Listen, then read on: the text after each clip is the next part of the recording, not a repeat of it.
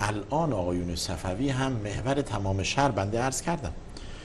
جناب آیت الله خامنه‌ای رهبر جمهوری اسلامی ایران به عنوان معترض و به عنوان اولین اعتراض کننده و به عنوان یک شخصیت مطرح در ایران و در جهان، بنده خطاب بهشون میگم شما دیدید حج رفتید اصلا که ببینید حج چیه؟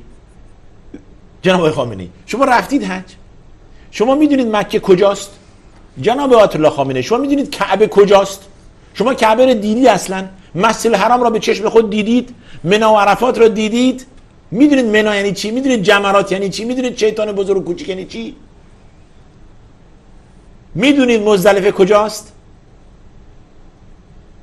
خبر از این چیزا ندارید، چون خود نرفتید و ندیدید و اعتقاد ندارید به همچون چیزی. ساکت بشید، لااقل سنگین تره برای شما.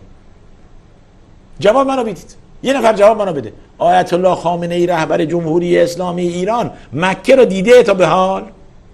مکه رفته؟ حج رفته؟ حج انجام داده که اعتراض کنه؟ اصلا دیده منی و مشاعر یعنی چی؟ میدونه؟